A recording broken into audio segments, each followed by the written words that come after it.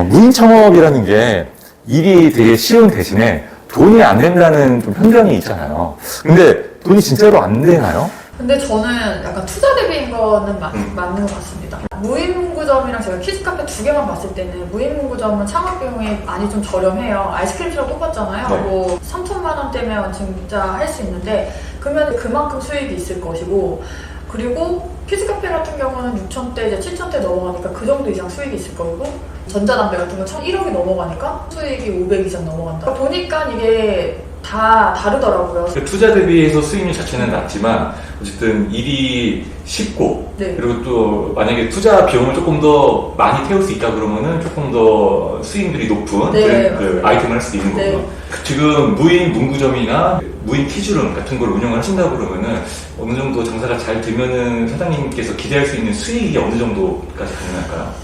판매업이랑 이렇게 좀 예. 말씀드리는 게 좋을 것 같은데, 판매업 같은 경우는 이제 뭐 애경 간식이라든지 뭐 과일 가게 이제 무인 판매할 수 있는 거, 저희 무인 문구처럼. 네. 그럼 보통적으로 거의 30%에서 40%를 남는다고 생각하시면 돼요. 항상. 근데 이제 단점은 뭐냐면 이제 1층에 무조건 있고 유동이 있어야지 이제 매출이 나니까 그 권리금이라는 게 또 있고 보증금이 또 세고 한 단점이 있습니다.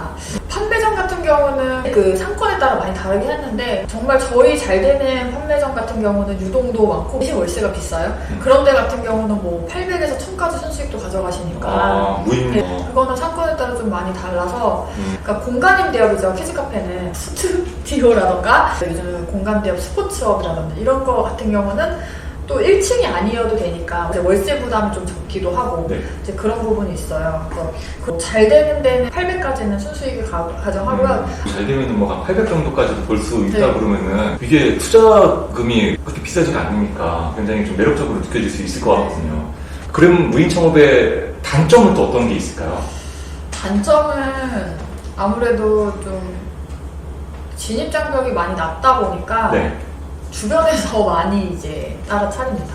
그러니까 무인 키즈 카페 같은 네. 경우도 잘 되면 또 옆에 또 바로 생기고 또 바로 생기고, 그래서 저희 같은 경우는 그래서 브랜딩이 되게 중요하다고 저는 생각을 하거든요. 네. 그래서 저희 꿀잼 키즈룸 같은 경우는 이제 이미 어디 동네 생기면 우리 동네 생겼어 하면서 또 멀리서도 와보고, 최근에 저한테 이제 DM 보내셨는데 그냥 하남 지역에 있는 그 꿀잼만 다니신대요, 돌아가면서. 그래서 저한테 계속 얘기했어요. 여기는 좋은 것 같고요. 여기는 좀 뭔가 불편해요.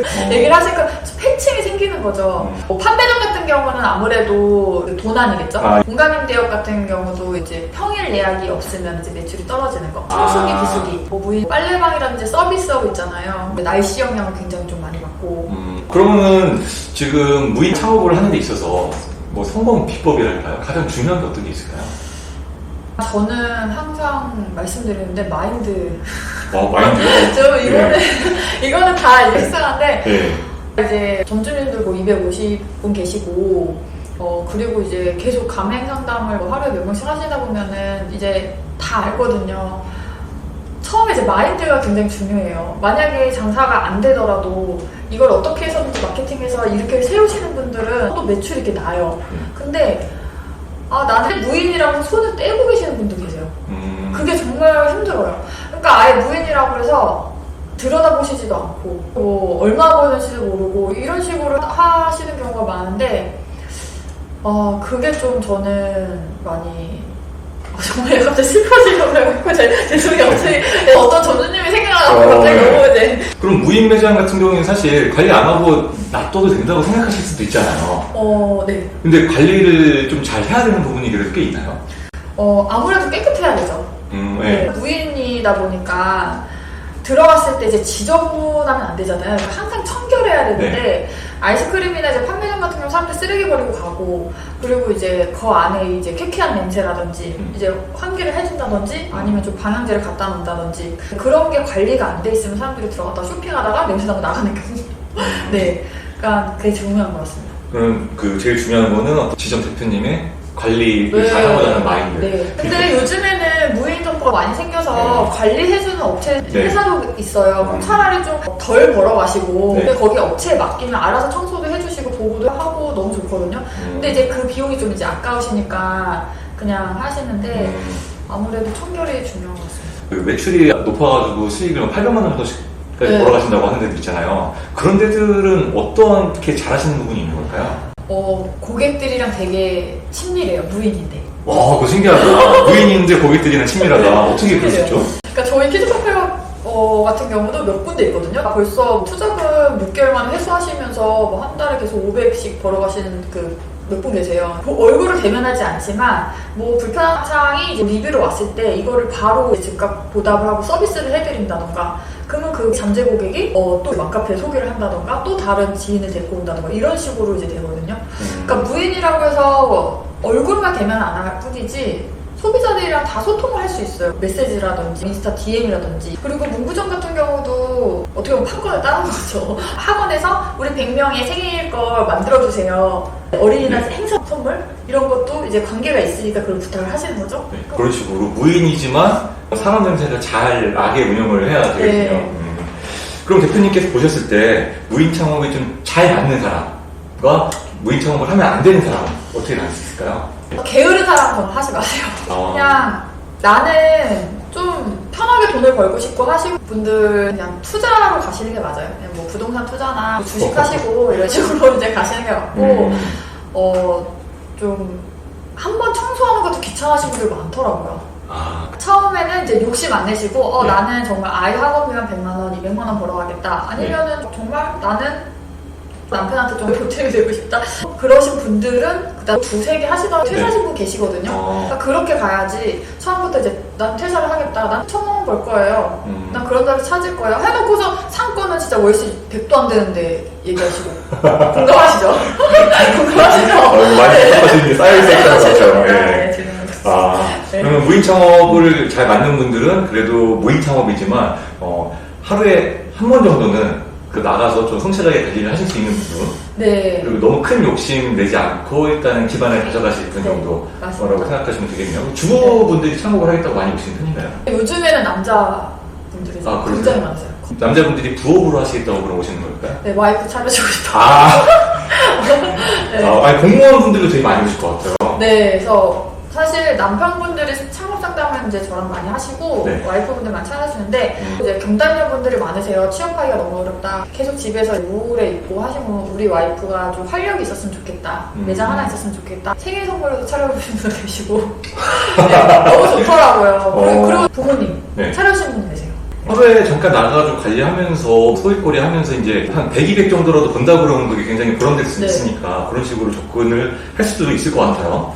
저도 그 무인 프랜차이즈 사업을 하다 보니까 제가 공부를 하려고 대표님 책, 나는 무인 매장으로 퇴사합니다. 이 책을 샀는데요.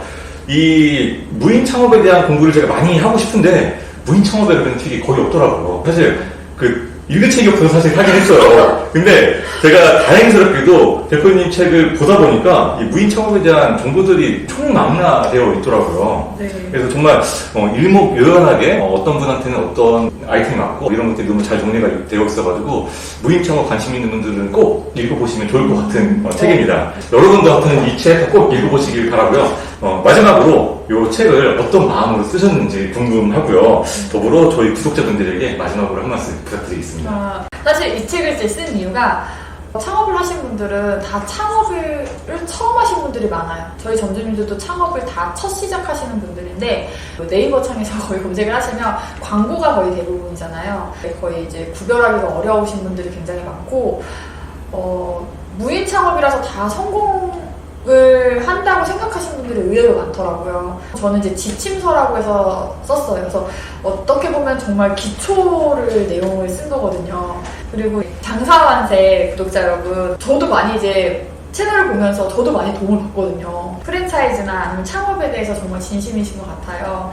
그래서 저도 이렇게 전화하셔서 좀 나와달라 좀 부탁을 해주셨는데, 정말 창업이라는 거를 이제 대표님도 공감하시겠지만 이제 창업이라는 건 쉬운 일은 아니에요. 네, 쉬운 일은 아니에요. 그래서 정말 채널도 많이 보셔서 공부도 많이 하시고 정말 상담도 많이 받아보시고 나한테 맞는 창업을 하셔야지 실패를 하지 않습니다.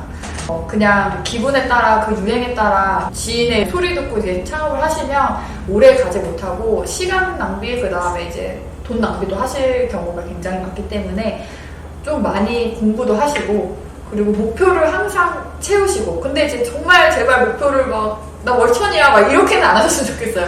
차곡차곡 쌓아가는 거거든요. 저희 전주님도 처음부터 월천을 찍은 건 아니었어요. 6개월 동안 굉장히 고생 많이 하시고 처음에는 200, 300, 500 그다음에 확장하시고 1000 이렇게 가져가시는 거거든요. 그래서 목표를 분명히 세우시고 내가 이걸로 정말 퇴사를 할 건지 아니면은 그냥 이걸로 부수입만 어느 정도 낼 건지 아니면 몇 개를 무인 창업을 가지고 있을 건지 잘 정하셔서 창업을 하시길 바라겠습니다.